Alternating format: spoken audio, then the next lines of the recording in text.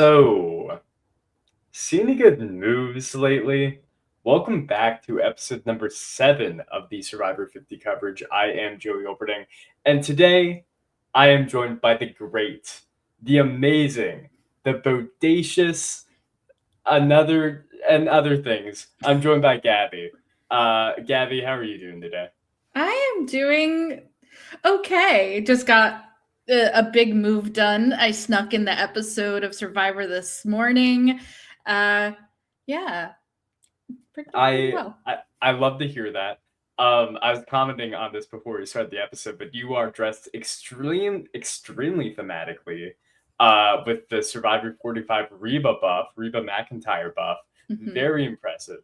Um, Dedication that I do not have. I have a buff in my hands, but it's like a generic like seasons buff.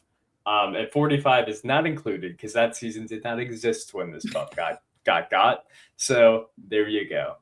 Um, Look, Gabby, this is a season that they call In the Hands of the Fans, season 50. They're calling it the biggest season ever. But I do have to ask you, Gabby, going into this episode, how are you feeling about the season? What are your thoughts on the season so far? That is a very loaded question. It is. It is. They say that it's in the hands of the fans, and I could see some of the things that the fans did vote on, and a lot of things that we didn't even ask for or wanted. Yeah. Touching on last week with the blood moon twist, I think that could have been done a lot better. Mhm. I think it would have been more dynamic to have everybody voting or having a section of people safe and then voting, but it, I have hope that the season's gonna get better. I just would like, I don't know. I was expecting more. Yes, I think that's a fair thing to want is something more. Now, it's tough because obviously they have this self restriction of 26 days that they must adhere to because they choose to, um, which just makes them be in a rock and a hard place of like, okay, you want the biggest season ever, you want 24 people. I guess something like this is inevitable where like all your favorites go home in one fell swoop, which is what it certainly felt like for me recently watching the season. But I know that also like they didn't have to do it this way. And they kind of shot themselves in the foot, in my opinion, with having them merge at all and then doing the blood moon twist. Really, all the blood moon stuff, I don't like it. Blood moon, no thanks. I don't need that in my day-to-day life. But I think you're right that I think we're probably getting to a better section of the season now, comma, hopefully, I want to say. I Um, mean, we haven't seen Mr. Beast yet, so who's to say? No, we have not, and that's a great point that I gladly forgotten about, but now I've been grossly reminded of. So So thank you for sorry. that. But in all seriousness, I do think that we're probably past like the worst part of the season. Fingers crossed, because honestly, this is basically a standard new era season, right? I mean, there's a swap, but beyond that, it's like three tribes. You merge them at a big number, immediately split them off. And I know for me personally, the split tribal councils are always my least favorite part of the season. It's mergatory split tribal council, but split tribal council especially because not only is it splitting people apart for no reason, biased numbers, but also, as I will sound the alarm on a million times, black people always disproportionately go home more, as well as women. And actually, fun fact, I guess, Colby going home last episode was the first time a white man has ever been voted out from Mergatory or a split tribal council. So, Yeah. You points for diversity? I don't know. my gripe about that is when they do the mergatory and then split them up, you've had a swap already. People Yes. creating all of these dynamics just to put them all together. They barely had a chance to start talking to people. And yes, this is a season that has a lot of pre existing relationships, which is beneficial. But you don't get to see the dynamics of people that are on the bottom trying to scrape their way up because they don't have numbers to. When the numbers are so small, it doesn't make for a dynamic tribal. at the beginning of the season, I was so excited because you had 8 people voting, and I was like, wow, this is different and new. I know. It's like a large amount of people voting, but it's also not like mind-blowingly large, like Yeah. it's some kind of middle ground, some kind of Goldilocks zone of like, yes, this is fun and interesting, and oh wow, it's crazy. But yeah. I think you're right though. Like, I think honestly, when it comes to that dynamics, I think for the most part, smaller tribals are better. I'm actually a person who, for the most part, really dislikes big tribal councils. And I think we kind of saw why this episode to some extent. Like, it's definitely better than a split tribal council. The screw Genevieve over tribal councils. We don't like those ones. But I do think it has its own problems of like, yeah, when it comes to interpersonal conflicts, even though I'm sure Emily wanted to save Dee during this episode, the fact of the matter is when you have 14 people on the beach, everybody just wants a consensus. And we've seen this in New Era seasons time and time again of like 45. The consensus was Caleb. Everyone was like, okay, Caleb. And it's like, Jake can't do anything about that. Shot in the dark notwithstanding. That's how it goes. Mariah in 46 just became a consensus boot because, well, we got to get somebody off the biggest tribe. And there are, I'm sure, are 10 million other examples that I choose not to think of at this moment. But, that's how it goes. And I felt like Dee was kind of a victim of that this episode too. Mm-hmm. I think also with Dee, she was the easy name because of the conversation that was hanging around camp, but also she was the last winner standing. Yeah. You want to get that out, but we could talk about it more after. But she is the perfect shield. Sure. I didn't see the reason to go for her this week. I agree with that, and we will get into it. But before we can really dive into this episode, we have to dive a little bit into the last episode, the Blood Moon. Scary Blood Moon. Look, 3 people go home in this tribal council. Colby, Genevieve, and Camilla. All of them aren't exactly, like, me personally, I was not exactly happy about any of them. But I guess rank your disappointment. Who was the most disappointing boot in your eyes, Gabby, and why?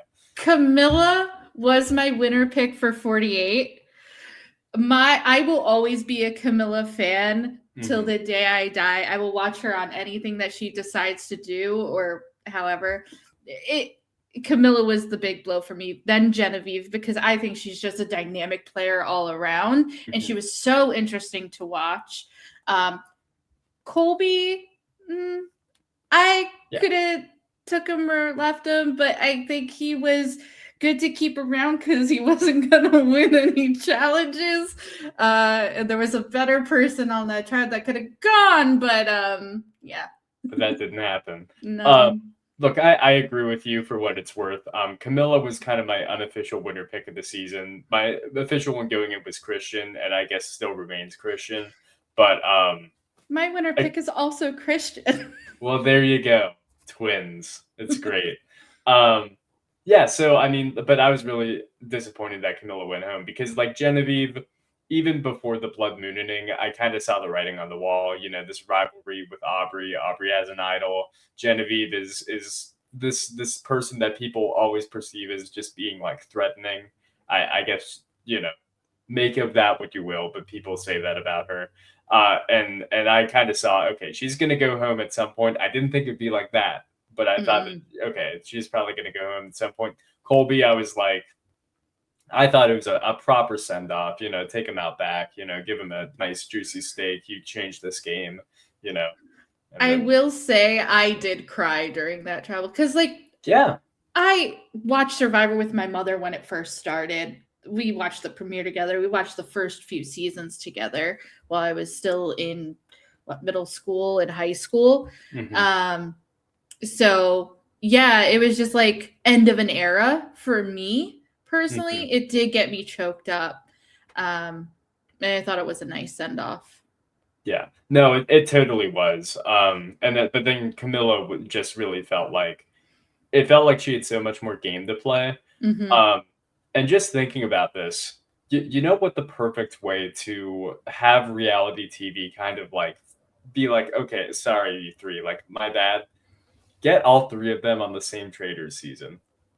That's all I need. Alan Cumming, do it. Do You it. hear us? Do it. Do you hear us? I know Alan watches this podcast. I know Well, it's his favorite podcast. So you know, he's talked to me about it personally, and he said, "Who is this? How'd you get this number?" And so, you know, big fan. But yeah, really, any of them on reality TV. I mean, none of them are doing the challenge anytime soon. So I guess the Traders is probably the best you're gonna get. Either that or like, I don't know, whatever the new Fox show is, 99 to Beat. I don't know if they'll do more. The seasons. Floor. The Floor. I don't even. What would their topics be? I guess. Genevieve probably. Oh, go ahead. Genevieve probably has knowledge of stan culture now. Not like she wanted it, but she's probably an expert on it just from, you know, the life that she lives. Didn't Colby host some sort of show at some point about, was it cars? No, I think it was guns. It was like accurate shooting, which okay, you know. Sure, makes and models of that. Camille could be video games. I know she's a huge gamer. Yeah. Which is cool. Shouts out to Camilla. And yeah, they could win the Floor. I don't know. I watched the only thing in the Floor I saw is the most recent season had Johnny Fairplay on it randomly, and also Jacob Derwin from Survivor Ghost Island, which is even more random. And one of those two did well from what I recall. But I watched like the first 2 or 3 episodes, and I was like, look, I could put up with some schlock. I did some podcasts on Big Brother. But the Floor is just kind of a step beyond. I don't know if I can do this. That is the show I want to be on. It seems really fun if you can get yourself into it, and I can get myself into it. So I have so much useless knowledge. Well, hey, I mean, me too. I mean, hey, we're experts on reality TV over here. That's like the quintessential useless knowledge in culture. But you know, I don't know. Could I do the Floor about it? I don't even know. But anyways, that episode happened of Survivor, by the way. Which leads us into this one. Look, 17 people for a merge is insane. And I am partially glad that they didn't try to do a 17-person merge, but a 14-person merge is also insane. And that is what we got this episode. And it was very fun. Starting things off with, sort of the catalyst for a chaotic episode, which is this fight between Jonathan and Dee at the very start, where they basically get into who lied to who's lying, lie. What do we think about this? There's lying in Survivor? I know. It's crazy. I thought we weren't allowed to do that. I know. It's crazy. I hold on. Let me check my notes here real quick. Mm-hmm. I have a haiku. A haiku. Wow. This is a very poetry-driven episode, so I have to hear this and envelop myself in it. Honor and no lies? Not in my Survivor, please. What about outwit? I'm clapping, I'm hooting, I'm hollering, I'm applauding. That's beautiful. So silly to me about who lied to who blindsided who. There were reasons that Jonathan did not need to know about the Charlie vote. Yeah. Just as there were reasons that Dee didn't need to know about whatever. But when you go back and forth about honor, integrity, who lied to who did this to that, it's just you're coming up with ways to create a target on somebody, which is what I think Jonathan's motivation was. And I think he probably did it. I don't know. He was really patting himself on the back for facilitating this argument. I don't know if it was him so much as it was kind of. I should probably give him more credit than I want to. He did sort of create the spark plug that I think led the charge against Dee. Mm-hmm. But I don't think he did it himself, if that makes sense. I think there was probably tension about Dee boiling from the second the game started. In fact, I'm pretty freaking confident that that is exactly what happened on account of the winter ring. And I think that was a spark plug to help push it through. But the thing that really did it in was Dee telling Emily, and then Emily spilling the beans on Rizzo's idol. Emily, loose lips sink ships. What are you doing? I thought she was going to ride with Emily. I didn't think this was going to happen again. This has been a common theme with Emily. And Emily, I'm rooting for you. Keep doing what you're doing. I love it. It's so fun to watch. But now one of your allies now has the spotlight on them, and everybody's looking at them because now Dee is the one that spread this information. So do you want her to lie, or do you want her to tell the truth? What's the deal here? This is the Emily paradox, I will be calling it, where this kind of happened with Angelina to a much lesser extent, where it's like, you know you have an ally you can trust. Dee, you play the season with her. You are essentially best friends outside the show. Not really, but I mean, like, everybody in Survivor 45 is best friends with each other, so it's close enough. So you know you have someone you can trust. You have someone you have worked with actively in the game before. You know how their mind operates. And I don't know. I don't know. Really, it's on both ends. Because I would imagine Dee should know if Emily is a truth teller or a not truth teller, or a blabbermouth, I should say. Yeah. I don't remember that specifically from 45 if Emily was like super flippant with information then, but that's something Dee should know regardless of if it made the edit or not. So I don't know. Flippin' or flippant? I said flippant. I don't know if that was the correct usage of that word, but I wanted to try. Yeah. But what's so interesting to me is that Emily keeps doing this, and Emily is getting no flack for it at all from anybody. It's working, like, except a lot. Christian, but Christian's kind of got herself out of it. Christian's mostly been like, "Oh, Emily, grr," but not. He's not gonna do anything about it. So I don't know. Yeah, because he needs her. It's weird because, like, do you think now that Dee's on the jury, is this going to be something where it's like, if Emily makes the end, is it going to be a knock on her game, or do you think, like everybody else so far, no one's going to acknowledge it? Like, I don't know. Is it bad for Emily's game to do this if she makes the end out of it? It all depends on how she spins it. Yeah.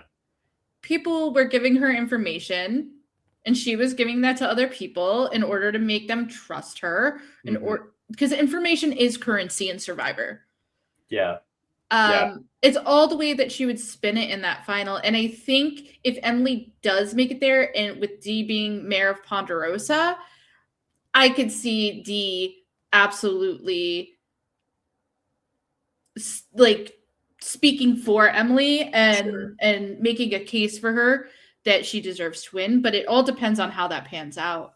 Yeah, no, that's a very good point. I didn't even think about that, just in the sense of, like, I think about, like, Survivor 46 is probably the most extreme example I can think of. Mayor Ponderosa controlling the jury speeches, being Tiffany for Kenzie. And I don't know if that super made a difference, but it definitely made a difference in terms of what the perception of the jury was. To me, personally, Joey Olberding sitting on the couch. Yeah. That being said, Emily in the final tribal council, that would be so interesting, because I have the utmost confidence that Emily can pitch her game well. She knows what she's done well. She knows what the strengths of her game are. She knows all that stuff. I truly believe that. I also truly believe that Emily is naturally just so blunt that she can piss a lot of jurors off. So I don't know. But I think I think there's people that respect that, though. That respect bluntness. Sure. I think it goes both ways. Yeah. It all depends on who makes up that jury out of this cast. Yeah. Anyways, this is all to say, Jonathan, makes this argument in front of D and in front of Coach. He's lying down in a hammock the entire time between them, which is very funny. Um, and it's this huge ordeal, and all of a sudden D's game has blown up. But once again, like we said, I think the most telling thing is Rizzo and Cirie kind of looking at each other and being like, D has kind of sunk her own game, and we need to do something about this because these are people that have been aligned with D. Mm-hmm. Yeah. I think that just continues to solidify what Rizzo, Ozzy, and Cirie have going on. Mm-hmm. They need to make cuts where needed for that three to continue on. And I think that going for D, it's just no blood on their hands, no backlash for voting, no anything. But they are going to have to pivot, which I think they have more than enough in their arsenal to pivot. It's Cirie, for crying out loud. She's got people in her pocket from all of the different groupings of people. Ozzy's got people in his pocket from other groupings of people. So it's going to be interesting to see how they continue on. And I will say from this episode, I was not a fan of this grouping beforehand. But from this episode, you know what? I don't hate it. I don't hate it. Well, there you go. You don't hate it. That's a ringing endorsement compared to last episode, I think. Yeah, I mean, I feel like, yeah, I think in general the grouping has been good. I think it's been a lot more dynamic than I expected, especially going into the season. You know, especially when it comes to the different eras. I feel like we've kind of separated into three eras. We have the distinctly old school, the distinctly new school, and like the sort of in-betweeners, the Aubreys and the Christians and the Rick Devinses. And I think it's been interesting. Yeah, 30s. Yeah. It's interesting too because they represent different sides. I feel like Jonathan and D in this situation represents distinctly different eras, even though they're both new school, new era. Jonathan's distinctly old school. D is distinctly new school. And then Aubrey, Rick, and Christian are kind of in the middle. And it's interesting. It's fun. And it's not like Winners at War where it feels like a slaughter fest. It truly feels like it could go any way, if you ask me. So, yeah. And then you also have Joe, who's part of that old school grouping as well. Yeah. And maybe the most old school person of them all right now, still in the game, is the one, the only, Benjamin Coach Wade, who learns about Dee's untrustworthiness that she herself calls her being a little messy, and decides to go in front of a lot of the tribe and talk about how somebody who's playing like that, strategically, is not going to win this game. And, you know, you have to play with honor and integrity. And you have to, you know, it's Coach. Yeah, I don't really need to recap it. It's Coach. You even if you haven't seen the episode, you know what the deal is. So, Gabby, I have to ask you, what did you think about this? Was this a good strategic decision by Coach Wade? Look at the way all of them are staring at Coach right now. They're all saying, what the fuck are you grilling us for? I think it hurts him in the sense that there are people on this island that want to play their game. They want to be sneaky. They want to have fun while doing it. They want to make moves, outwit, outplay. They want to. They're going to have to play around Coach and not with Coach. Just like they're going to have to play around Joe and not with Joe. And it doesn't make for exciting gameplay in that sense, because if you piss Coach off, you're also going to piss Jonathan off. You're going to piss Joe off. You're going to piss Stephanie off. You're going to piss Chrissy off. So they have to be really careful. And I think that's what they're realizing here right now. I don't think it's good for Coach in that I don't think he's getting voted out anytime soon, even though I would love for him to. But I don't think it's going to end up getting him votes at the end. Well, yeah, I think that's a given. If Coach wins this season, um, you would have to somehow completely brainwash everybody on this season to forget this episode. I think. Um, I do love what you said about the faces. I want to point out some of my favorites. Um, Emily in the middle here, just looking absolutely like, what is this dude on? She looks totally flabbergasted. Devin's right next to her, who looks, I don't know, he looks like a small school child who's trying to understand a concept he's never understood before. And Jonathan in the corner just has this look of abject disappointment that is truly stunning to see in his dumb backwards buff too. Um, Look, this is the Coach Wade experience. And I think this is especially proof that, hey, this is good for Cirie's game, sure, but like D really should have voted out Coach. They really or it wasn't D, I don't think, but they really should have. The greater public should have voted out Coach instead of Colby, um, because Colby would never ever lead a charge like this, and if Colby tried to, it would not work. So I don't know. I don't know why this always works for Coach. I guess he just has that Dragon Slayer aura, maybe that makes people be like, whatever you say, man. Because it is they aren't being like, oh yes, Coach, I will do whatever you say. It's always sure, whatever. So I I don't know will say there is a charisma about Coach that's just so magnetizing. for He is a sure. great character. He is a great character. And I think that's what gets him far. It's Yeah, entertainment for them on the island as well. What's Coach going to say next? What's Coach going to do next? yeah, But yeah. again, they're going to have to play around him. Yeah. It's a really good point. I mean, we saw it in this episode too. I mean, we right before Tribal Council, in the middle of all this chaos, he is talking to the cameras, coming up with new and amazing haikus, though obviously not as great as yours. And you know, Emily and was it Devins who was with her were just kind of like, what this guy's Just just doing stuff. He's just This is like the talking. third time he's done this today.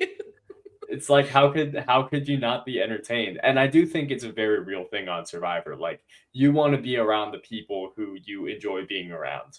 And I think that when D and Tiff accurately say, you know, at least I'm not or and Emily says this, I should say. When Emily says Coach is way more annoying than D is, I think she's right. But I also think everybody else is like D doesn't provide me D's here to play the game. Coach is here to do whatever the hell he's doing, you know. Mhm. And whatever Coach is doing is entertaining.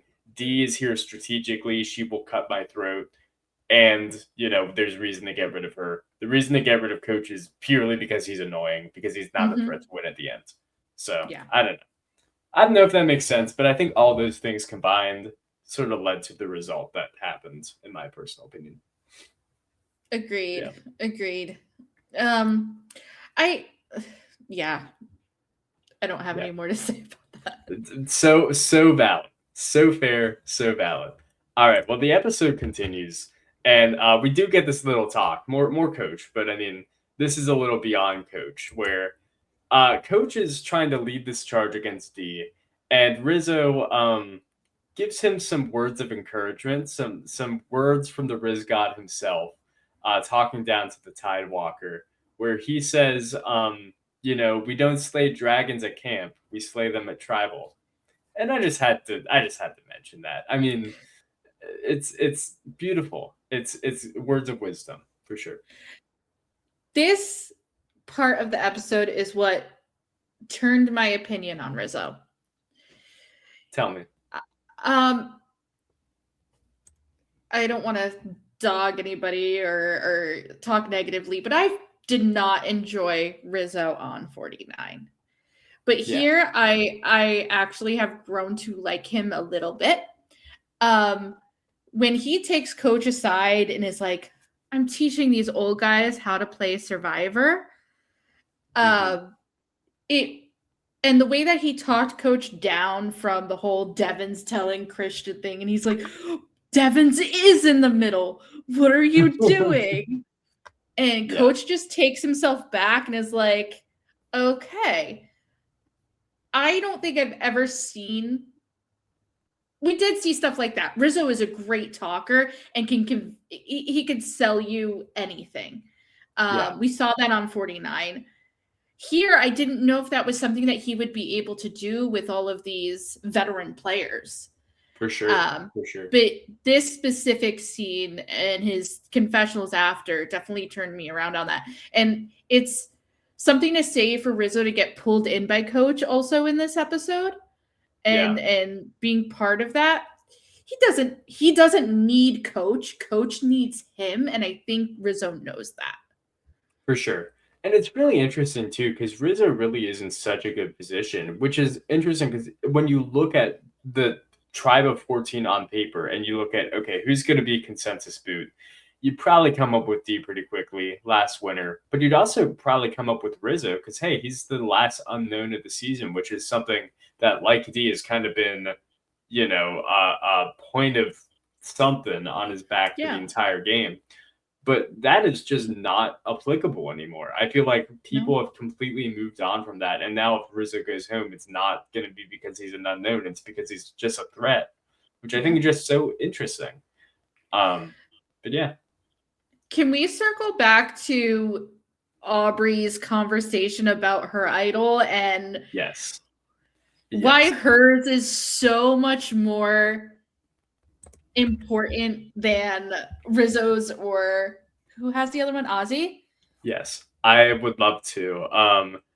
We were going to get to this eventually. Okay. I'm happy to talk about it now. Aubrey, hidden immunity idol. She has one. Aubrey has been such a fascinating player to me this season. Like Mm-hmm. truly, I have never been an Aubrey fan. I've turned around. I'm truly fascinated by her now. I think if I rewatched How Wrong, I would have a new appreciation for that season because season 50 Aubrey Bracco has just been so fascinating to me. But I want to get Gabby. Who cares about my thoughts? I want to get your thoughts. What do you think about Aubrey, her idol, and everything going on with her?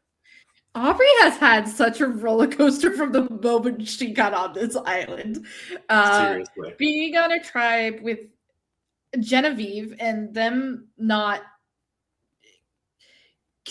congealing, is that the word? Them not really coming together. Yeah. Genevieve having this alliance that unfortunately kind of just broke up immediately because of factors that were outside of their control for the most part. Yeah.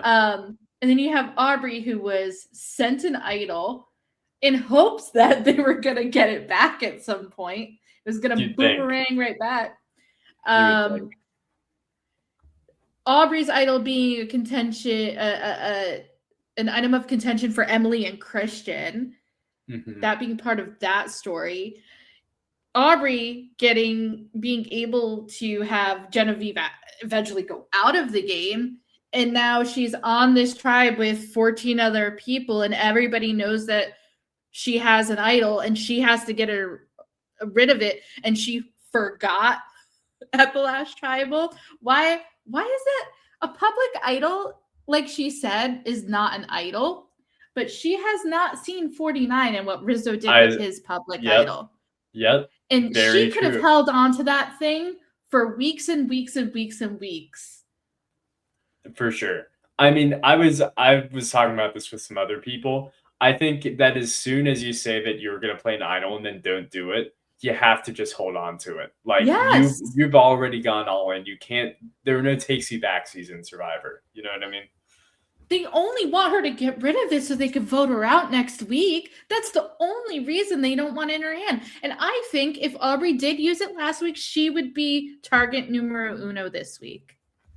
I think for sure. I think they were even saying that. Like Aubrey, yeah. I mean, there are so many reasons to target someone in Survivor. I think D probably, assuming this fight still happens, D would still probably be the main target, but like I could see split votes on Aubrey instead of Tiffany for sure. Yeah. Because we want to get rid of the idol, right? I could totally see that happening. It's just really interesting to me in the sense of like, I guess it makes sense to me maybe why Rizzo's idol hasn't been targeted because you don't know who Billie Eilish Boomerang backs to. So they could still be in the game. You'd rather have the known quantity. We know what's up with Ozzy's idol. I don't know Yeah. why no one's saying get rid of Ozzy. I guess you couldn't this episode, to be fair. You couldn't But this episode. Remember when Emily wanted to get out Ozzy so early on? And now all of a sudden there was something along the line that changed that completely. I want to know what happened there because it feels like we didn't get that story. yeah, But you now have Ozzy working with Cirie and Rizzo. Cirie's always going to have Ozzy's back until she can't anymore for whatever reason that is. yeah, So I think he's just not in the conversation because the big players, quote unquote, the coaches, the Jonathans, the Stephanies probably want to target those people in the middle. And Ozzy is not in the middle, he's just on the other side. And they keep talking Ozzy. about these sides, and I'm like, there's one group, and then there's a bunch of little groups. Yeah. It's interesting too because Ozzy is in this weird position where he is, I guess, in the power alliance of the season, which is, of course, Cirie's Wizard of Oz. I think is what we settled on for this one. I call it Cirie's polycule. That's what she calls it. I mean, Rizzo came up with the fancy name, but we all know what this is.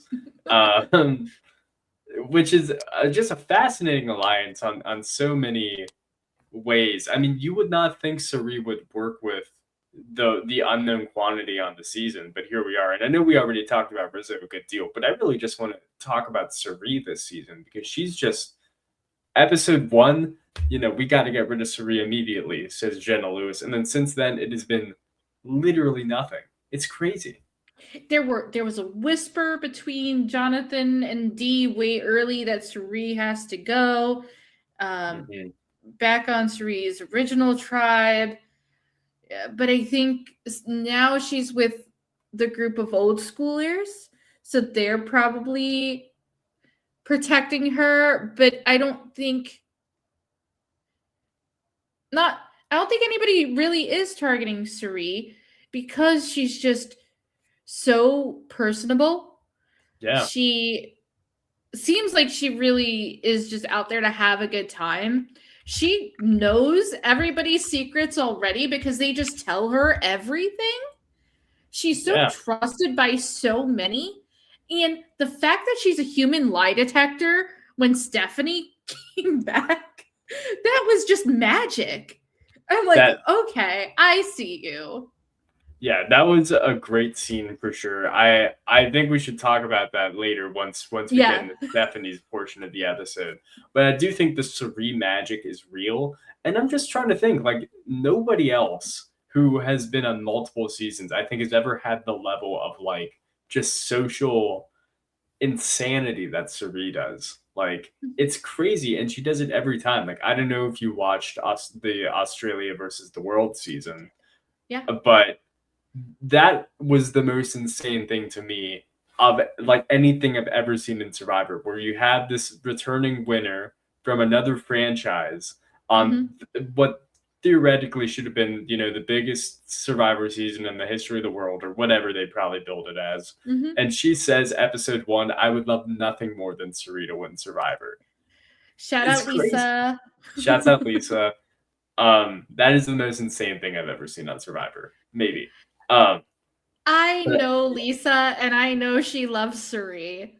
I mean, if you're a fan of Survivor, there are a grouping of people that you're probably always going to want to work with and not get out. And Cirie is one of those people. That is like a dream to be in the vicinity of in any capacity. And to be able to play Survivor with her, that's a dream come true for many. That's true. I can't deny any of that, which it means that the Cirie magic works on everybody. It's not just people playing the game with her, it's most of the audience. It's to such an extent where Dee has to be told by her best friend, you have to get her out. And then she still doesn't want to. She still says, I mean, no, I'm good. it transcends Survivor. It even helped her win Traitors. Yes, it did. Yes. Helped her almost win Big Brother. Almost basically. win Big Brother. Yeah. And several other things too, I'm sure that I can't think of. I think she was on the Price is Right once. I can't talk today. Snake in the grass. Snake in the grass. Yep, good one. Yeah. Much to think about. Yeah, no, I don't the magic's insane. Like no other player in Survivor history has ever had that level, and it's not even close. But the thing is, I still am not convinced Cirie will ever win Survivor, because as long as there's a fire making challenge there, that's all. That's all she wrote. I mean, unless you get paired up against someone who's worse at fire making, but I don't know. Or you have somebody that wants to take you to the final 3. And I think she has that in this moment right now, but we'll see what happens later on down the line. That's true. I mean, if we get to a circumstance where, like, let's say the final 4 is Ozzy, Rizzo, Cirie, and someone random. I don't know. Stephanie's there. I don't know. Stephanie's there. Who's to say? Stephanie's there. And Ozzy wins immunity. I think it's likely that he sees the writing on the wall. He's losing to Rizzo or Cirie and says, I'd rather lose against Cirie. I could see it happening. I also can see Rizzo doing the same if that were. Yeah. I could see him, if that's the case, if that's the scenario, that specific 4, I could see Rizzo taking Cirie and putting Ozzy in fire against Stephanie. Yeah. If that's the hypothetical. That's just a random hypothetical. Yeah. I don't know. That's a way down the road. It'd be so nice to see. Yeah, it'd be great, but I don't know. But speaking of Stephanie, let's kind of talk about her role here. She, I guess, has a breakout episode. I don't know what else you'd call it, because I mean, for someone who's such in the lore of Survivor history, she really hasn't done all that much this season. But it all changes when the boat arrives. Yes, it's true. The coveted Survivor boat. I want to say this before we get into it. I'm getting sick of boats. Give me some other vehicle. What if you know how crazy it would be if a car pulled up? That would be insane. What is the other thing? Oh God, like an all-terrain vehicle, like a quad. A tuk-tuk? A tuk-tuk? I don't know. I know an ATV. A motorcycle. An ATV. That's what I was thinking. A motorcycle. Okay. How about a motorcycle? Jeff just comes up on a motorcycle. It's like, hey, one of you has to get on this motorcycle right now. I'll tell you what they're not doing. They're not all saying, I don't want to do it. The coach is going to be like, I need to get on that motorcycle. Boom. Situation solved. He can get on a boat later. We can figure that out then. But regardless, there's the boat. You got to get on the boat. And, immediately I'm like, oh God, it's a boat. Because I feel like most of the time, especially during the merge, but also this season during the pre-merge, a journey is assigned that an episode's about to get kind of rough. Mm-hmm. But I mean, it helps when you don't lose your vote. And Stephanie goes on this journey, and she has to do the old classic hold your arm up for a while challenge. And so what do we think about this? Do we think this is good, bad, somewhere in the middle?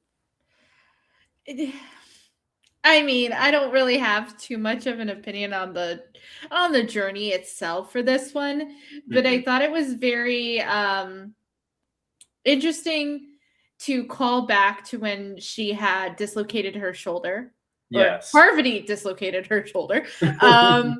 In that she has to do this challenge. It kind of feels catered in a way, so I'm kind of iffy about it. And the added struggle of doing it with her left hand. And you just got to wait it out an hour and you get an advantage. Good for her. Yeah. Good for her, I guess. Um, I just think I guess it's I like it more than the alternative that we've been getting recently, which is sometimes you just literally roll a dice and it's like you lost your vote, too bad. Especially Yeah. when with an episode like this where it's 14 people, it would have been so easy to just be like, "Yep, one of you's losing your vote." Now that'll add a new wrinkle to the game, says Jeff Probst. And I Yeah. think that I guess that was possible. I think if she didn't make it an hour, she would have lost her vote. But I think it was half hour she would lose her vote, and then an hour she gets an advantage. that's definitely what she said Oh, to maybe Cirie. I spaced out. Totally fine. It was a journey. Really easy to do that. Yeah, regardless, I mean, it's all fine, I guess. Especially when you devote like I don't know, like at least 7 minutes of an episode to earning a steal a vote. Who knows if that's gonna mean anything? If it does mean something, hey, I'll be sat and I'll be like, okay, Stephanie LaGrossa Kendrick, good job using that seal of vote or whatever. But Mhm. far more likely, it will not be used, or if it is used, it will be used in a useless manner, and we'll all move on with our lives like nothing happened. So I do worry that it might be like Steven's play last season with his advantage, that it's just going to not really make much of a difference. yeah, Especially if you have large voting blocks this whole season, it's not going to make much of a difference, especially also with Shot in the Dark in play. yeah, Yeah. yeah. It's a good point for sure. I But felt what like if she uses a steal a vote on the extra vote and then kind of can't? That could be dynamic, maybe, but I don't see it happening. yeah, that I don't know. You know what? I don't know. I do know that going into the season in the pregame press, Stephanie was saying, "I won't let myself get got by Cirie again. She's gotten me 3 separate times. It's not going to happen a fourth time, and I don't want to count my chickens before they hatch. But so far, she is losing the fourth battle. I'll tell you that much." Mhm. Um, I do want to say one more thing about Steph before we move on. And that is, I did feel like this whole segment was very much instead of she can earn advantage. I felt like it was much more of a remember Stephanie, America's sweetheart. Remember how much you love her, that sort of thing. It felt very much like an homage to her and her legacy within Survivor. That is also how I saw it. I felt like the challenge was very catered to her specifically. Um, This is a dumb question, but you have been watching Survivor a long time. I assume that you watched Stephanie's first 2 seasons kind of in real time. Is the hype real? Is the hype around Stephanie LaGrossa like a real hype? Like, was she really that huge, or is it a little exaggerated? I mean, she is one of the names that I remember. I was also very young, Yeah, so I do have blind spots and some memory gaps sure, with it, sure. but that is a name that I will always remember when I think of Survivor.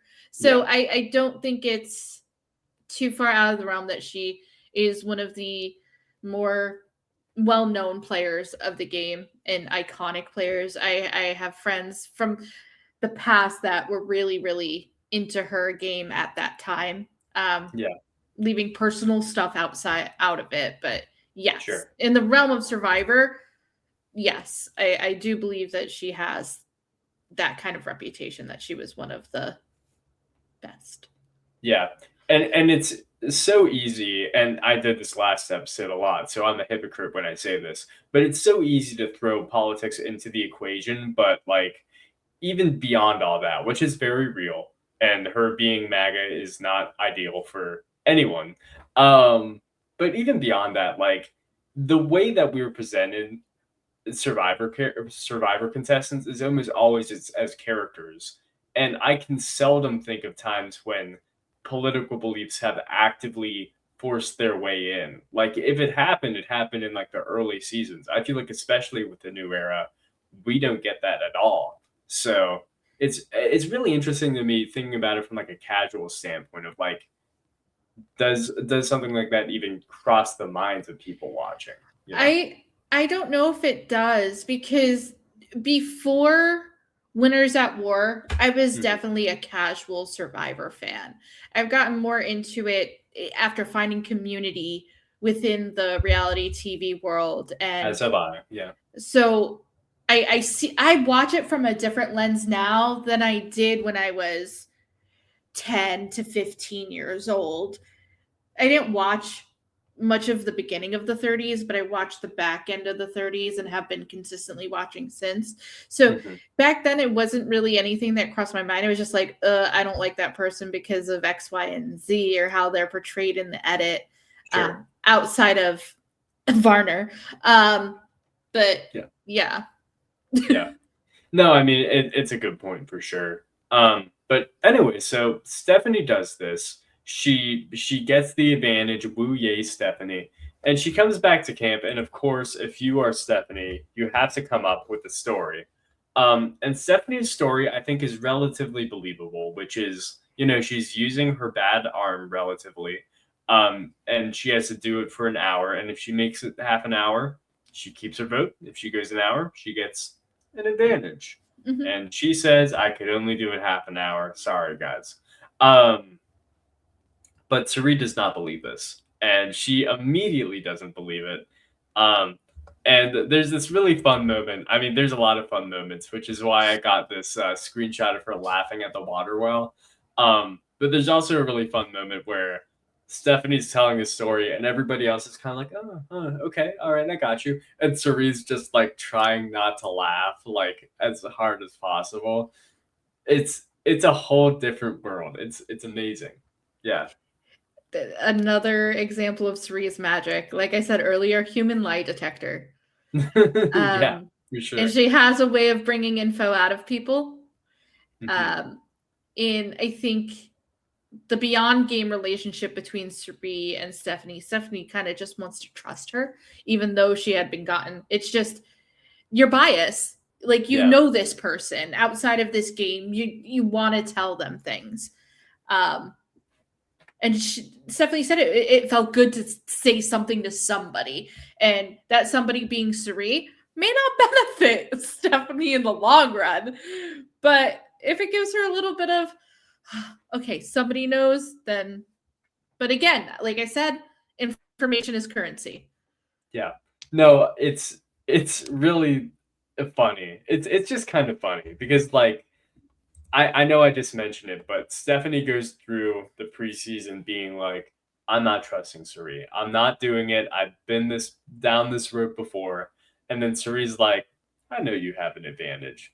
And Stephanie's like, shut up. I know you know, whatever. And then she says in the confessional, you know what? It felt good to tell Cirie. It felt good because it'll build trust. You've played games with her 4 times now. That trust should be inherent. You shouldn't have to earn it, right? Yeah, Like, exactly. listen to yourself. This is why she always wins. She always does better than you. Like, it's just kind of that simple. Yeah. And you come into this game knowing that these people are here, knowing that there's people there that you know, and how are they going to play this time? How am I going to play this time? Are they going to screw me over again? And you have all that anxiety. But then once you're out on the island, it kind of like, I don't know. I don't play. I haven't played. But you would think that that goes out the window once you're like, oh, that's my buddy. Like, we're friends. I really just can't even fathom it because I think about just like not even playing a game with each other, but like compare Cirie and Stephanie's relationship to Cirie and Ozzy's relationship, which is like Mhm. theoretically, Cirie and Ozzy have not played a game together since Micronesia nearly 20 years Mhm. ago. But they had this inherent level of trust where Ozzy, South Pacific guy who was so egotistical about how great he was, is able to be like, yeah, I'll give away my extra vote because I don't know how to use this, and she does. Like that's Mhm. crazy, but that's an inherent level of trust that's like, yeah, that would be true of someone you know for 20 years. Yeah. Cirie and Stephanie have played 4 games together, and they've probably known each other for way longer than that. I'm sure they've Mhm. gone to a million charity events together. They've interacted somehow for literally 20 years, and yet maybe they were never friends, but there's this it feels like Stephanie still doesn't really understand how Cirie operates. And that's just crazy to me. That's crazy to me. Yeah. Sometimes when it comes to certain people, you have blinders on. Yeah. And everyone has Cirie blinders on at any time. I mean, I think it'll take me a long time before I'm over the first episode of the season where Jenna Lewis came out way too hot. We can all agree with that. But I mean, she was right. I mean, Cirie was someone everybody knew was dangerous going into the game and was also somebody who completely, lost the first challenge for her tribe. And still, she got one vote. And that was from Jenna. And that was it. Yeah. And honestly, didn't that happen quite often in the new era where you think the one person that should be going does not go? So it's just shades of how this game has evolved. Yeah. I think people want to work more with the social game than the brute force and strength of winning challenges. You can talk your way out of situations. You can advantage your way out of situations by not winning when you don't win immunity. But having somebody that you trust around, and that's what Ozzy needed at that time, that I think takes you a longer way than winning immunities as a tribe early in the game. Yeah, the safety's great, but you also want to play the game.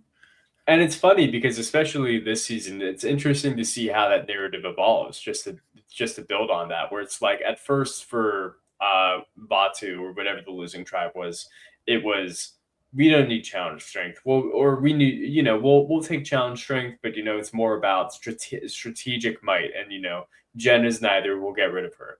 And then they lose again, and it becomes, okay, well, we'll keep challenge strength, I guess. But, it's really about who do we know we can trust? We can't trust Savannah. And then they keep losing. And then all of a sudden it becomes, well, actually, challenge strength isn't the worst thing. But, we might still be losing regardless. So who cares about challenge strength, actually? And it just kind of keeps going on from there. And they had to vote out Mike White and his abs. I still can't get over it.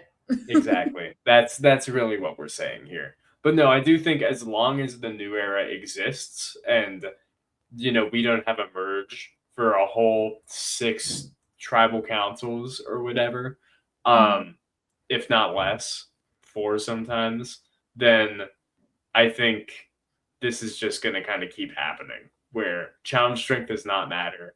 And then the people like Jonathan will only get targeted either at the start of the merge or deep into the merge. But it won't necessarily be because of their challenge strength alone. It'll be because of, wow, they keep winning immunities and we have no opportunity to get them out, or now is your time to go. Get out of here. Yeah. So, yeah. All right. Well, let's talk a little about, speaking of, let's talk a little bit about the challenge. Now, the challenge took up quite a bit of this block of episode. I mean, as it normally does, challenges, right? But reward and immunity, and they played it in stages. So they didn't split them up into tribes to vote, but they did split them up to compete in this challenge, where they essentially did a 2-tribe one. And then they went to a perch thing where they did the classic balance a thing on a thing, and then the person who balances the thing and the thing the longest wins, blah, blah, blah, blah. We've all seen Survivor. And Ozzy ends up winning. Ozzy, you may have heard of him. You have any thoughts on this challenge? Anything about Ozzy winning? Anything under the sun? Can I talk about the reward for a second? Please. I wanted you to. Please, please, please. So you tell me that the reward is Chinese takeout. Yes. And then you say that there's dessert. And the quintessential dessert for Chinese takeout is brownies? I thought it was fortune cookies. I always thought it was fortune cookies. Imagine what they could have done with a fortune cookie idol. Now that's what the fans want to see. That's what the fans want to see. That would be so good. That would be so good. Put me on the writing team. even if it's not an idol, just like a clue to an And idol. then Like you Clue and open up a Idol, an scroll. advantage. Yeah. That'd be so good. Um, I also had thoughts on this. I did not think as strategically as you did, but hey, that's the difference between you and I guess. Um, I was thinking more of like, was Jeff trying to make a joke there? Is that what he was trying to do, or is that just something that I am uncultured and don't know? Because I have no idea. I think it was just Jeff being Jeff in the weird way that Jeff is. he is in a weird way in the We Jeff have way. had him rapping, we've had him doing impressions, and now I Oh my guess god. I don't know, whatever he was doing this episode. I don't even I made myself block out the rapping. I really did. I made myself block it out, and I'm upset that I remembered it because things like Uh, that, like I think a lot of times it sort of depends on what type of person you are, but I try to be an optimist when it comes to Survivor, and I try to erase, the bad things from the seasons that I watch. Sometimes it's impossible to do. For 50, I'm really trying to be optimistic because it's a first fraternity season in forever. You know, lots of good yeah. things have happened. Forgot about the rapping. Um, Yeah. I so apparently this has been something a lot of people have been looking up on Google lately, the Chinese brownie discussion. Um, Mhm. because I looked it up and it autofilled on Google. So a lot of people are looking this up. According to the internet, it is not a staple. So I do think Jeff was probably joking, but you never know. You never really know. Maybe when he gets Chinese takeout, he gets a brownie. I don't know. Maybe. I don't know what they do out where he lives. I think he lives in California. I don't know anything about California. Yeah, that's a foreign world to me. Um, but yeah, the challenge, Ozzy ends up winning. Um, I they yeah, they did the ball through the thing and the thing and go up the thing and then they yeah. do the puzzle and you have Emily and Christian on a puzzle and that was a highlight for me. Hmm. Um, I love that my man won reward. Uh, if you don't know anything about me, Christian Hubicki is my favorite Survivor player of all time. Um, I came here to talk about him mostly, but this episode really Hey, didn't heavily. hey, there's a lot to talk about this season about Christian. We can get into it right now. Who cares about the stupid challenge? You But know? yeah, no, that was a highlight for me. I really did think that he could win this immunity. If anybody were to win this immunity that wasn't D or Christian, I'm happy that it was Ozzy because it keeps Cirie and Rizzo and all that safe. Yeah, But we can maybe make plans in motion of getting the coaches and Jonathan's out of the world. That's where I'm optimistic at this point in the episode. I'm like, oh, maybe, just maybe. And here I am yeah. counting the numbers on my fingers of, ooh, what can go what way. It's just so crazy to build off that. It's so crazy that like, oh yeah, Ozzy wins immunity. He has, the safety and coach is going up to him and is like, "You're voting Tiffany." And meanwhile, all this stuff has happened this season in the seasons they've played together that it's like coach and Ozzy should not be aligning right now. And Ozzy's like, "Yeah, sure, man, whatever you say. Yeah, okay, I'll do it." Yeah, it's That crazy. that's a lot of what we were hearing. Okay, sure, yeah, okay, but then there were people like, but I want to vote D because they want to be on the right side of the number. Hmm. And I'm like, Yeah, okay, well, why are you letting this man dictate your vote? yeah, Um, yeah. that's where you lose me in Survivor. Don't tell me what to do. Mhm. Yeah. Collaborate with me, but don't tell me what to do. Really telling people what to do in general, overrated. I don't think it's great. No, I don't So, either. I don't know. But, going back to what's important, which is Christian, I wanna ask you 2 questions. Number 1, I will start with, what do you think of Christian so far this season? Has he led up to your lofty expectations? I know some people are not enjoying how much screen time he has gotten. I have thoroughly enjoyed it.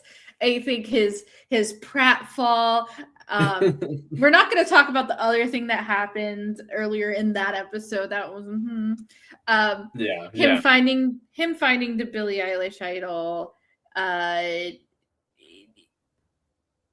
We're working with Emily, but also that whole spat with Emily, rocking Joe on the. Oh, that was a highlight. I have that as my Discord icon of him just underneath Yes, the you hammock. Him getting out the two people that got him out of David versus Goliath. I thought that was great revenge. That okay, maybe it wasn't the right time for it at that point, but it had to be done at some point. For sure. I've thoroughly enjoyed Christian. He's somebody that I've always wanted to see back along with Devins, and to see them working together is just fills me up with so much joy, because they are two people that helped me fall back in love with Survivor as that casual fan, and pulled me into this whole community of reality TV. For sure. And I think I'm with you 100%. I mean, Christian, especially with his pregame press, was definitely the person I was most excited to see on the cast, which is crazy coming from me, because my favorite contestant of all time is Coach. So, I mean, judge me all you want for that. But I've been thoroughly entertained by him, and I was very excited to see him on my television screen again. But all that being said, I was still more excited for Christian.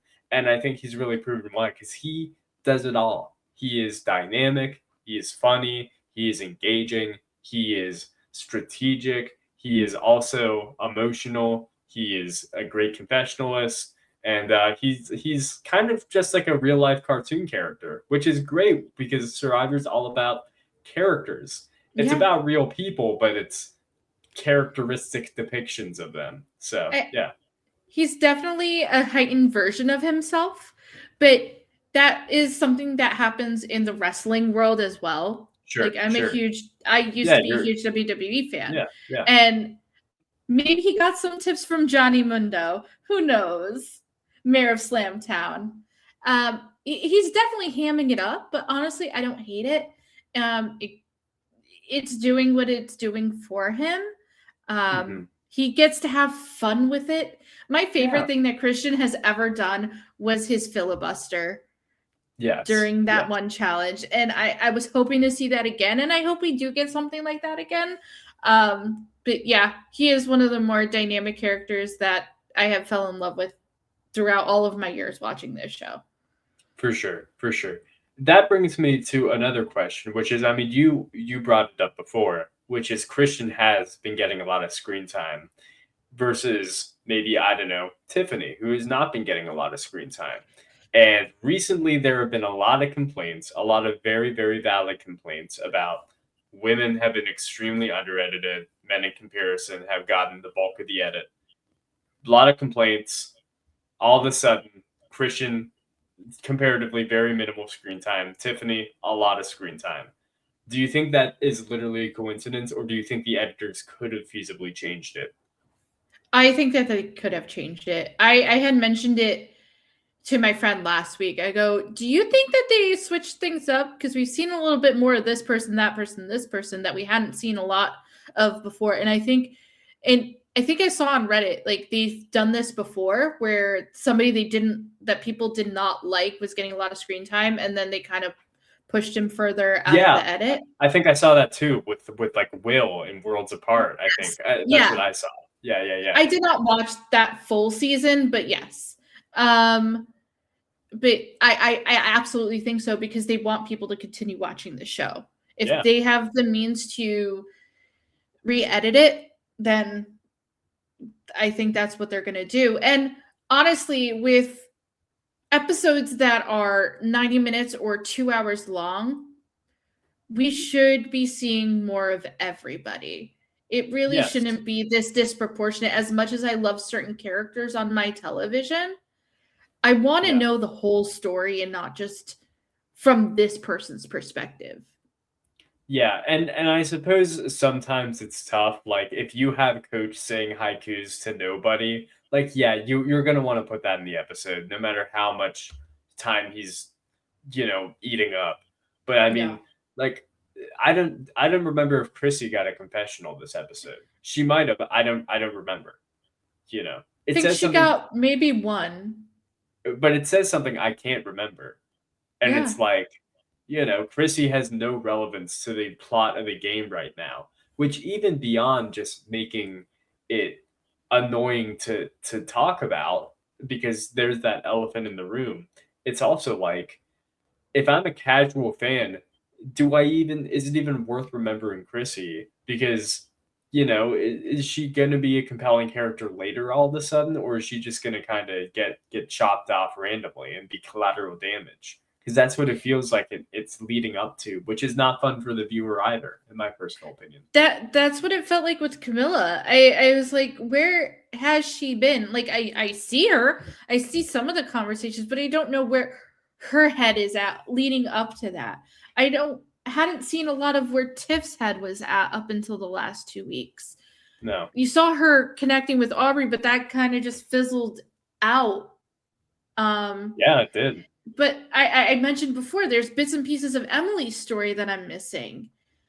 Like For sure. it would be a better viewing experience for all of us if we got to know everybody individually. And I know some people aren't as charismatic. I know some people may not say the right thing in the right confessional at the right time, but I want to see everybody and see some less of others. I felt like we saw this episode proof of like, okay, Tiffany is not just like not talking to cameras. She's an interesting confessionalist, and to be fair, she was blindsided, but like she screamed in her confessional. She said, I will, get you, Jonathan. Like that's stuff that I need to see. Like she quoted Mean Girls. Yes, she did. Yes, she did. She called out the burn book. That's awesome. And like Tiff has been getting so many like highlights on social media because we're pointing that stuff out, like with the bags, with the bow on the head, the call out to Kenzie, the little things in the background that we're seeing. We're paying attention to her, even though you're not showing us. And we're going to continue to do that because she was one of my favorites from 45. Not 45, I'm sorry. 46, yeah. 46. She's one of my favorites from 46, along with Kenzie. And their dynamic was just so fun to watch. And there's a reason she was brought back. Continue to show us that side of her. Because I know it's in there. I know she's doing it. I do have a... This is what I meant when I said I want to come on and talk my shit. No, this is why you're here, because I mean, hey, I got my own shit to talk too, and just the sense of like, Genevieve was the only woman who I felt was truly properly edited this season. She was not overexposed like half the men have been, but she got a proper edit. But I felt like so much of that was like, hey, she found 2 Billie Eilish boomerang idols. We got to throw her a bone. Because if she hadn't found any advantages, I could see a world where she just gets the same treatment that Camilla did, which is, yeah, we'll throw you a confessional once in a while, but we'd rather give your screen time to Colby more so, or something like that. Like I could totally see that happening. Yeah. But the nature of the beast, I feel like the same is true of Aubrey right now. She's had an idol for most of the season at this point, or at least a lot of it. And now that she doesn't have an idol, I would not be shocked if her confessional count drops. Now that she doesn't have an idol or her nemesis, I do think we're going to see a lot less of her unless something major happens. Yeah. So unless she goes on a journey. Yeah. It's like, I guess Cirie's been properly edited. I guess she's gotten a better edit than she did in Game Changers, certainly. So, take that for what it's worth. But beyond that, it's like, I don't know. I guess Savannah got a decent edit when she was here. Savannah was there? Yeah, I know. It felt like a while ago, but she was a long time ago. I mean, she had to go on a journey to get those confessionals, but I mean, she got some of them. Yeah, that's what I mean. I mean, I feel like her elimination was also kind of like it was between two names, and then it wasn't one of those two names. So Yeah. So there you go. it, you really didn't. It felt like a blindside on the audience as well Mm-hmm. for Yeah. her elimination. To me specifically, maybe others have differing opinions, but that's what opinions are. Yeah. No, I mean, I understand that perspective for sure. I feel like the editing has kind of done that for almost every elimination at this point. I felt like this episode was another good example of that, where it's like we get told D, and then we get a whole bunch of negative stuff against Coach, and we even get people being like, "Well, we have the numbers to take out Coach. We could do it." And Coach is annoying, and we don't like Coach, and blah blah blah. And then all of a sudden, oh, D's playing her shot in the dark. She knows that she's going home. I don't know. Yeah. They had the numbers. They absolutely had the numbers. I counted them out. Yeah, yeah. I think this is my problem with these large tribal councils is what I said before. They all lead to consensus boots, but I think so far, if you want to point out a true problem of the season, even beyond the Genevieve getting screwed and all that stuff, or the Jeff rapping or Blood Moons or whatever, there's just been so many consensus boots. It's like I don't know. I guess Camilla was a blindside, but it didn't feel like a blindside to the audience. Charlie was a good blindside when he went instead of Rizzo. I don't know what else there's been. There's been the plurality vote. The plurality vote. Remind me of that one. Wasn't that? Hold on. Let me just fact check myself real quick. Sure. I don't know it under that definition, whatever it is. It's like a 3-2-1. Oh yes, that was actually that was very good. Yeah. No, that's true. I did totally forget about that one. Good point. Yeah. But even still, that was on Christian Hubicki again. But yeah, that was a good one. Yeah, that's true. Okay, maybe I'm just wrong. Top 10 times I was wrong. I don't know. You're not. Yeah. You're not wrong. You're not wrong. Yeah. You just forgot. No, but that's wrong in a roundabout sense, which is even worse. This did not take me to 50. Sorry. I'll get off wiki. Regardless, this is the biggest merge ever. I mean, we still have 13 people left in the game. I don't know if we're on track to now finish in time before we have to do, or if we have to do some more split tribal shenanigans. I don't know. I just hope we don't have to. Regardless, 13 is still a huge merge. And I worry that it'll take a little while before people start to really want to play the game again. Because I could see it being like, I don't know, some form of consensus. Now that Dee's gone, I don't know who that would be. It'd probably be Tiffany at this point.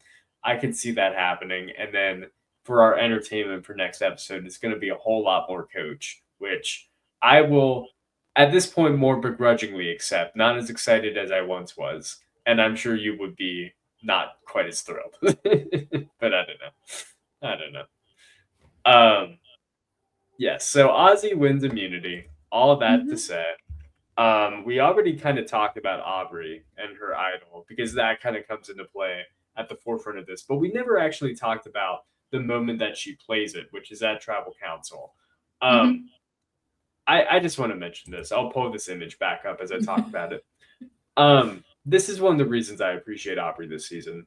She pulls out the idol. She's like, all right, I'm going to do it. Regardless of whether she should at this point, she's doing it. And she says, thank you to the wonderful work of Billie Eilish and Phineas for providing me this idol. I don't want it anymore.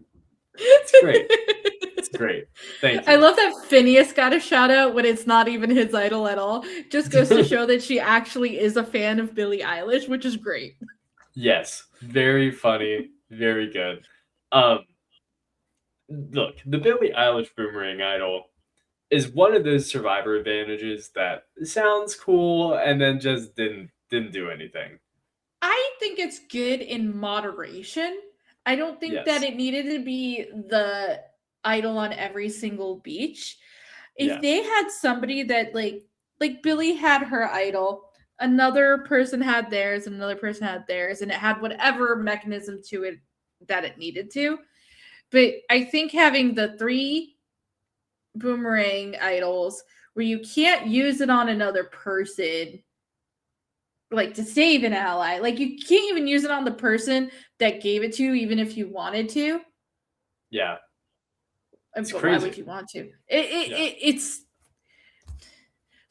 there's so many twists in the newer era and Survivor 50 where it stifles the actual gameplay. I hate that they take away votes. Hate it. The Billie Eilish idol.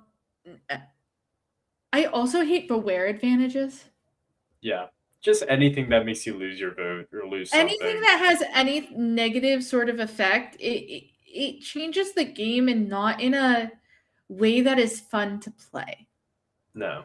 It de-incentivizes playing the game to its fullest extent, especially in the pre-merge, where you know if you're finding an idol, you're going to have to activate it or everyone's going to have to know about it. And then you're going to have a target on your back for a while, unless you can play it absolutely amazingly or you can somehow harness that to wield power, shall we say. You go on a journey and you know either that person lost their vote or they got something.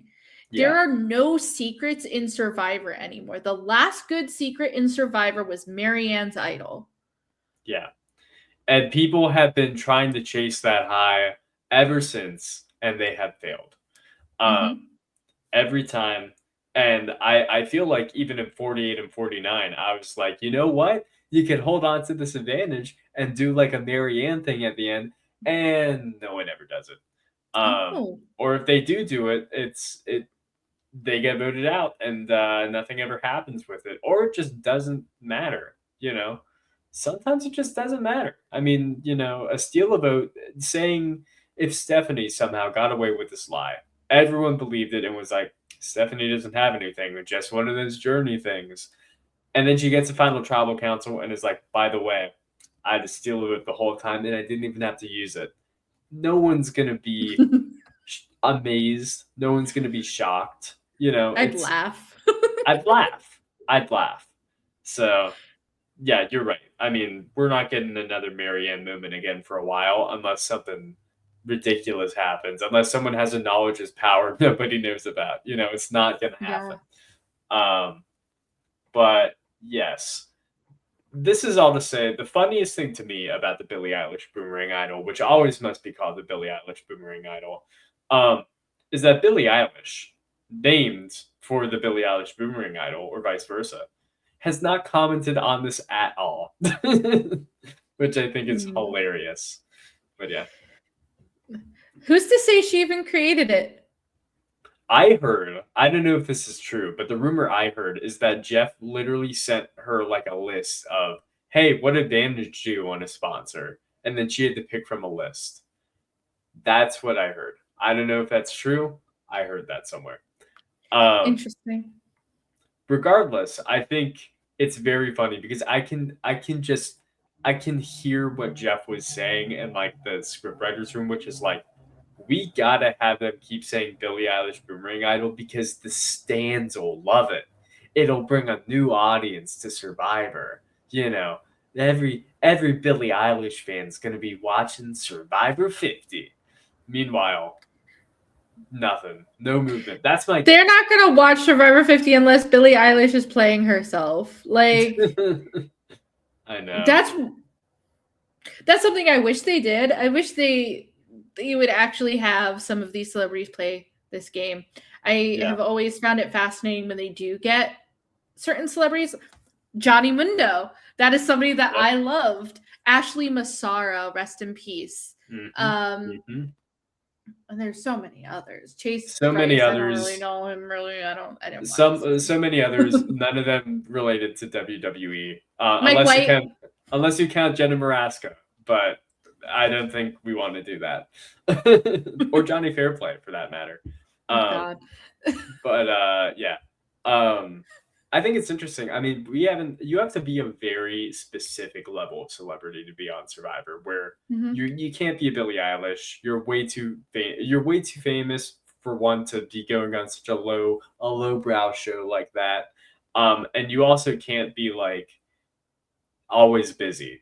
You have to have some kind of break time where Mike White can be like, yeah, this is the perfect in between time for me. And plus, I'm probably going way, way, way out of my way to do this because I'm insane, you know? I Because I don't need ideas know. for my show.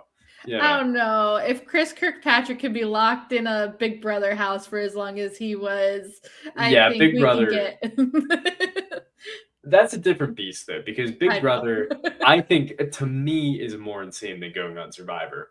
But I mean, in the sense of, I would go crazier on Big Brother than I would on Survivor. Just knowing myself Hmm.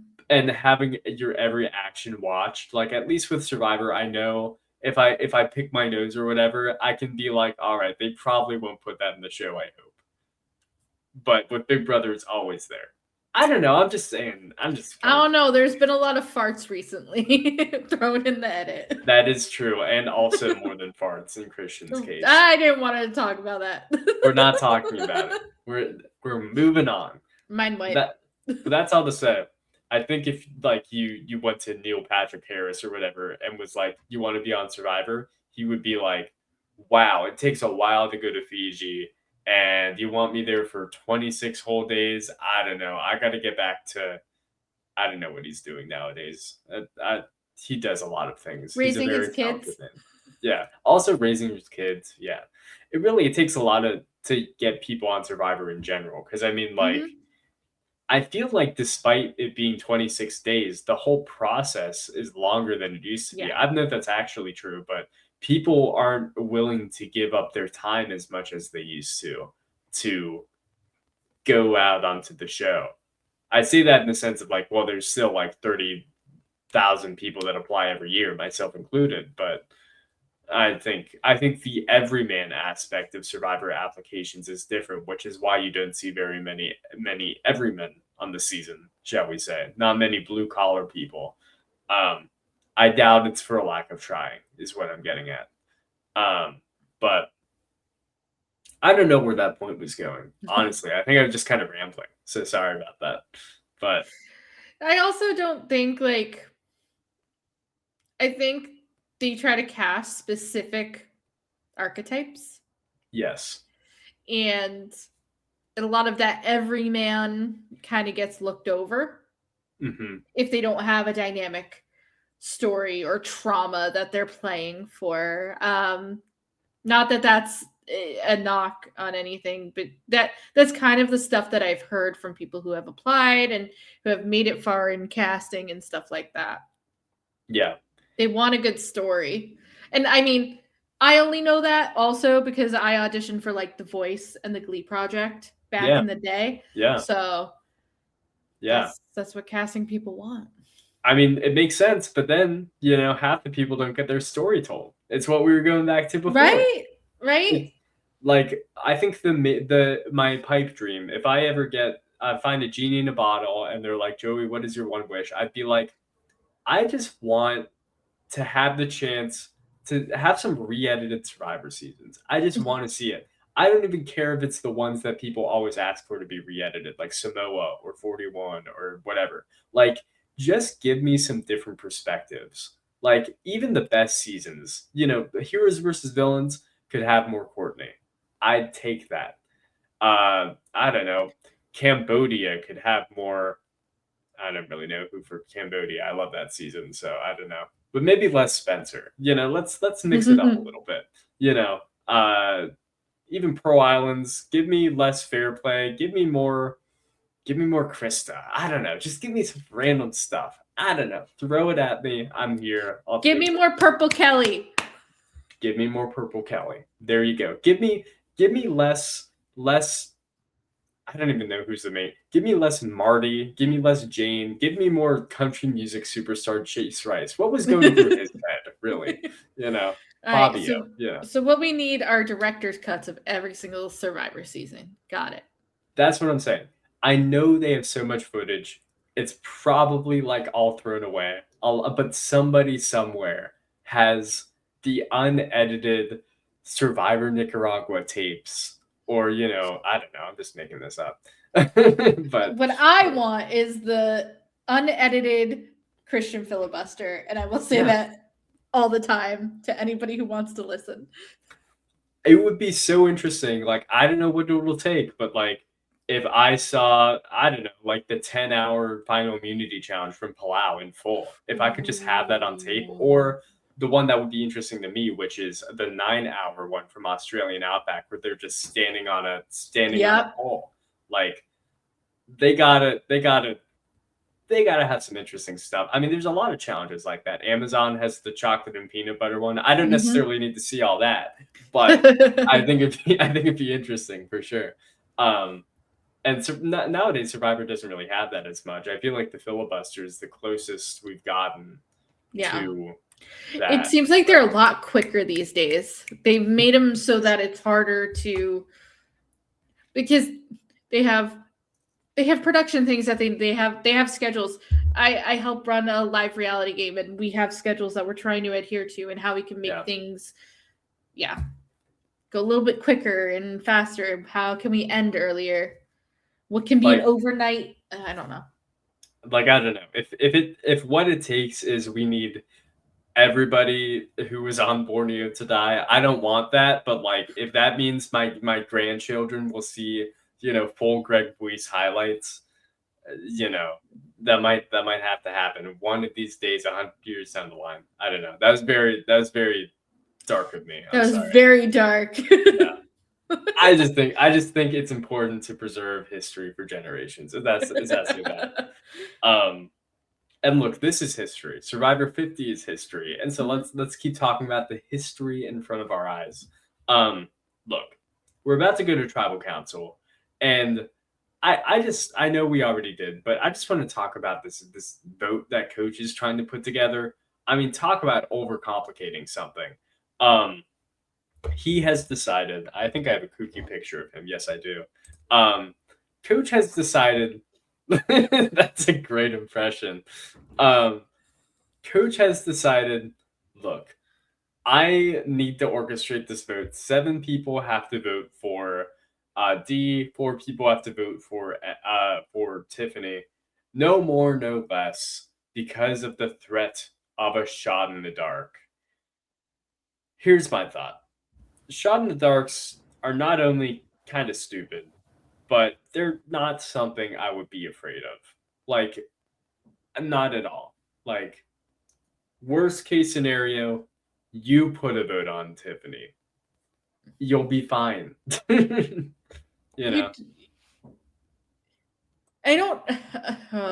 Okay, so we had, how many people did we have go to tribal? 14? 14 whole freaking people.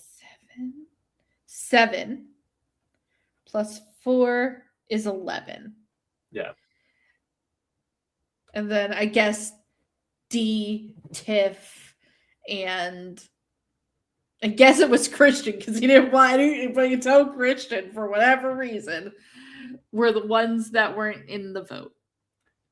Yeah, the thing about this is, like, I know we talked about this a little out of the order with Rizzo and Coach's conversation, but I think in general it's true of, like, Coach blew up his whole game for basically no reason. I mean, I guess that's kind of what he does. I guess that's kind of what he does, but like, even with his speech in front of, the shocked faces of Emily and Rick Devens and Jonathan earlier, at least you could probably be like, okay, that's just Coach. He just says shit like that, whatever. Mm-hmm. When he starts being like, Christian's squirrely, I don't trust him because, we can't tell him that the true plan. It's like, now you're just showing all your cards. Like, now Christian knows, okay, I can't actually work with this guy. He doesn't trust me. Devin's the same way. Emily the same way. All these people the same way. Even Stephanie was like, I'm not letting him boss me around. And it's Stephanie saying that. So, I mean, it's just a whole crazy thing. I had a thought and I lost it. I also think this episode is very much of a, y'all need to learn who you're saying stuff to and who it's leaking to. Yeah. Because it's not just D who did whatever she did. there are multiple people, even the people that you say you trust, coach, they are also running their mouths. You are also lying to people. You straight up lied to people this season when you're saying honor and integrity. But what's good for me is not good for thee, apparently, when it comes to him. This is something that I think is really interesting about Rizzo's gameplay that I'm sure we can kind of understand, in the sense of like Rizzo comes from a background. This is his second season playing, but this is probably his like 15th season playing a Survivor game because he's a big org guy, right? Yeah. And something that I see Rizzo do really well is he knows how to not put his foot in his mouth. He knows that the way to get allies is to not necessarily talk bad about other people. You let people talk bad for you and you agree with them and be like, yeah, I want to work with you. You know, when coach pulls him over and it's like, I'm making you the fourth person of this alliance because Colby's gone. Just like the most insane thing. Instead of Rizzo correctly being like, what? You're insane. Like, what? He's like, yeah, man. Yeah. Awesome. Yeah. Coach. Yeah. That is one of my biggest things when I do play orgs or mini orgs or LRGs is if somebody says they want to work with you, even if you don't want to work with them, you absolutely stroke their ego and say yes. Yeah. Yeah. And I think that's what, just going back to Aubrey and Genevieve, that's what kind of had that tension there. There was no immediate yes. You just immediately say yes. Even if you want to get that person out, you're going to have to lie at some point. That's just how the game goes. Yeah. But it's all about how you work that angle. Gotta know how to say the right thing at the right time. Say yes and. Yes and. It's all improv. It's all on the fly. Gotta make quick decisions. And that, again, that shows why I like Rizzo this time around is he knows exactly what to say at the right time. Gabby, I love that. I have never heard someone refer to Survivor as the social game as improv before, but that is what it is. Like, I mean, I guess it's another way to say lying, I suppose, but it's true. Like, you have to be quick on your toes to play Survivor, and you have to know how to respond. You have to be quick, and you know, like for me, it's like as somebody who comes from an acting background, kind of, it's like yeah, I think if I were on Survivor, I would be pretty good at responding to people in that situation. But also knowing myself as a person, if I got caught in a lie, like say Coach did a few episodes with D, and D was like, "Why didn't you tell me that earlier?" I would crumble like a bad cracker, you know, or something. You know who's not good at it? Devins. Yeah. Devins is not good at that. He did it again in this episode. He did it in the episode where him and Joe had their fight. He does not know what to do when he gets caught in a lie. He doesn't know how to spin it quickly. And that is going to be I think his downfall. But I just want to bring that back. Yeah. I do think that's way different than just like being like, oh yeah, no, I trust you. Being like someone being like, why don't you trust me? And you having to be like, it's actually coach's fault, you know. It's definitely a whole nother layer to it, which means that the people who can do it so easily are like crazy. And in a season like Survivor 50, that's most people. But the people who can't do it are so apparent. I wouldn't even say that it's most people who can do it. It's just that the people who have gotten caught in lies and have had to make these consequential decisions of what to say, when they fail them hard. I think D's my favorite winner of the new era. I think she's the best winner of the new era. D lost that fight this time around. And she did it against Jonathan, and regardless of whether there was any winning path for her in this argument that was manufactured by him, I don't know. But the point is, to everybody who saw it and talked about it afterwards, their perspective was, oh, D got exposed for lying because she fully admitted that she lied to Jonathan because that was the out that she chose, if that makes sense. So it's interesting. It's really interesting. Yeah. I've never heard of the improv argument before, but I will be taking that far and wide in my brain cavity. So thank you for that. That's just how I am when it comes to like orgs and LRGs and minis. Is to me, it's like live action role play. Yeah. Or it's like a board game, and I have to just be quick with it, or less, unless I want to get voted out first. Like, Yeah, it's I mean, same with Blood on the Clock Tower, which you and I both enjoy. Yeah, yeah.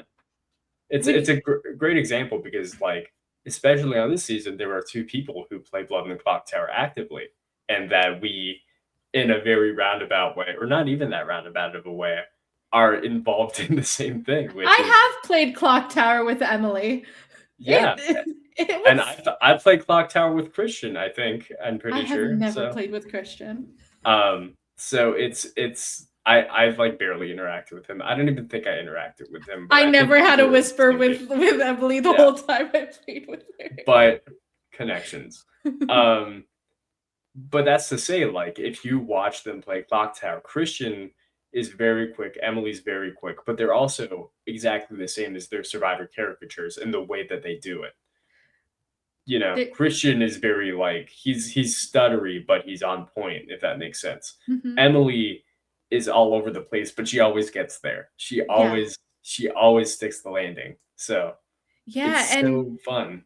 There have been so many times where I'm watching Emily this season. I'm like, I know that Emily. That's not Emily from 45. That is Emily that I've watched play Clock Tower. That is the Emily I've played Clock Tower with. And just to see how she's evolved in her strategic mindset from Survivor to Clock Tower is just fascinating to me. Huge Emily fan. Yes, for sure. All right, well, let's move on sort of to the end of this episode, which is, of course, Tribal Council.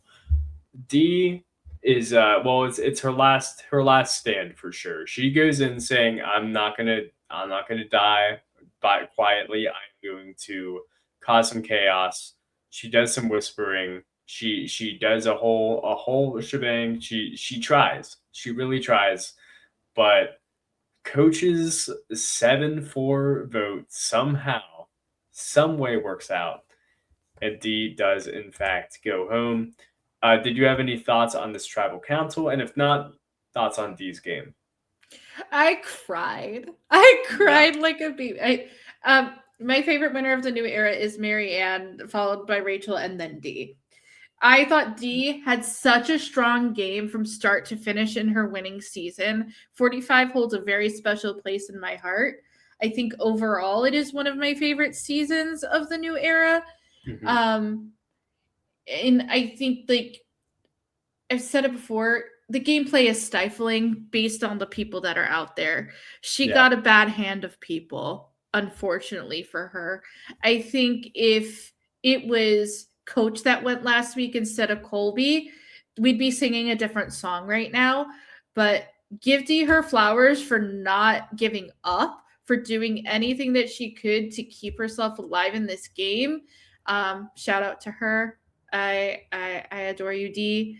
That's why I'm wearing the Reba buff.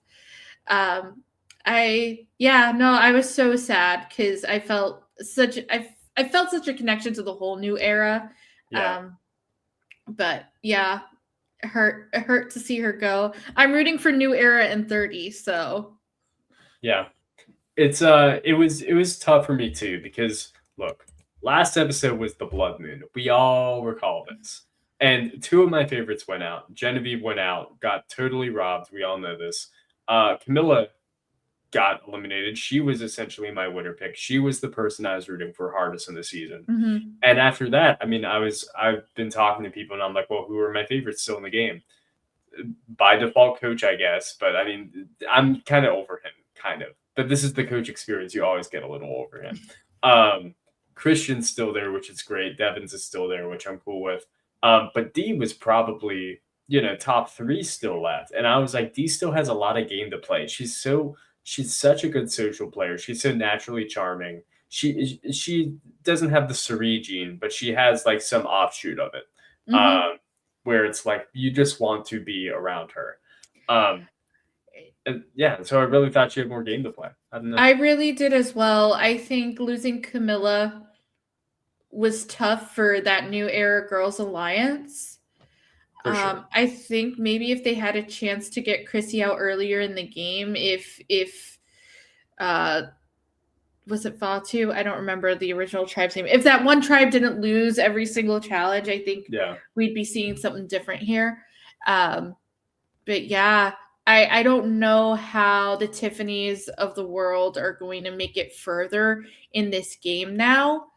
I hope they're picked up on whatever this other side is that Coach speaks of. But I kind of want Coach and his minions to get a couple of blows. I do too. And so now I look at the cast and I'm like, well, Cirie, bring it home. Rizzo, bring it home. Like, I didn't think we'd be here, but I mean, at least for Rizzo, I didn't think we'd be here, but I'm all aboard that Cirie's Wizard of Oz train. Choo choo. Yeah. So I guess there you go. But yeah. In my drafts, Christian is my winner pick, but in bracketology, if you do that one, my winner pick is Tiffany, and I worry. I was very high on Tiffany at the beginning of the season. I was very high on Angelina at the beginning of the season as well. Wow. It's just they can't all be winners, I guess. But yeah. If 45 means a lot to me, David versus Goliath also means so much to me. Yeah. I guess that brings me to a good segue, which is Tiffany does not appear to be in a good spot, but I have to ask you, Gabby, do you think she's going home next episode, or will it be somebody else? And if it is somebody else, who and why? I don't think Tiffany will go home next episode because now she feels kind of neutralized. Yeah. Going into next week, listening to how Coach has talked, I worry for Aubrey and Christian. Okay. Interesting. Not that I want it to happen. I really don't want that to happen. Sure. But I do worry if they're worried about the squirrely people in the middle. Yeah. But apparently some sort of twist is coming next week. My DVR cut off at the next time on Survivor, so I really don't know what we have in store. Yeah. I don't know what the twist is either, for what it's worth. I can't speak to that, but I will wager my guess. I think Tiffany is obvious. I think Coach is obvious. So judging this by how I think Survivor works normally, I think it'll probably be somebody else.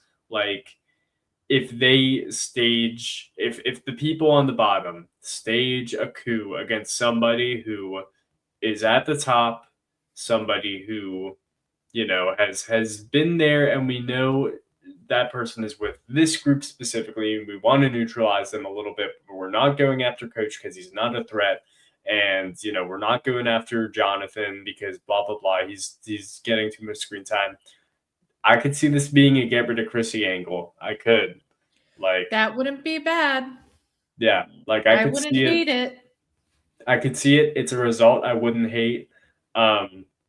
She's been getting very little screen time. Like, pop her up and then cut her down. She's gonna go eventually. Like, if she makes it to the end, I will eat an egg in real life. I'll do it.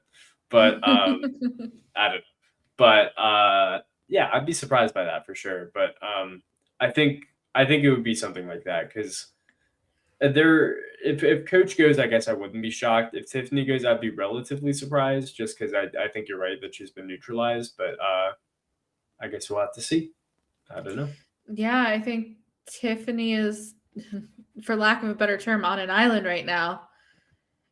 But I don't know if anybody really knows that her and Aubrey have a connection. But we'll see. Yeah. We'll see how that works. But yeah, I'm excited for next week. I'm still gonna keep watching even if the show frustrates me to no end. I still think it's been a good season. I don't think it's been first 2 episodes levels of amazing, but I think it's still been pretty strong. and it's definitely been the best season of the 50s, if you ask me. Yeah. All right, Gabby, do you have anything else you want to say on this episode or this season so far that you want to get off your chest? Not really. Oh yeah, I have one more haiku. Oh, yes, you do. Yeah. Go ahead. Coach is annoying. Send him to Ponderosa. D will have last laugh. That would be pretty great. Honestly, I would kind of love to see Coach go for that reason. Just imagine Coach and D having to interact. Imagine the Dragons 2 with D. Oh my God. It would actually be perfect. No, that'd be a Yeah, perfect captured yeah. Survivor journey if you have the fiery confessionalist being the first member of the jury, robbed arguably. And then you get Coach second, and then after that you have to get the equivalent of like a Southern guy to be JT. I don't know who that would be. Devins. John or Oh. Devins, either or. Both Southern. Jonathan would probably be better for the my happiness level of things. But yeah, no, this is good. And then Amanda gets there. I don't know who the Amanda equivalent is. Aubrey, because they both have A names. I don't know. Nah, there's someone for sure. Either way, we'll figure it out. They'll figure it out when they're all at Ponderosa together. I'm sure they already have. Okay. That's awesome. Thank you for the haikus, and thank you for coming on, Gabby. I really do appreciate it. Thank you for having me. Join us next time for whatever. I don't know. We'll see what happens. Maybe Survivor will continue. I hope it does. All right. Thank you, Gabby. Thank you, everybody. Have a good one. Bye-bye.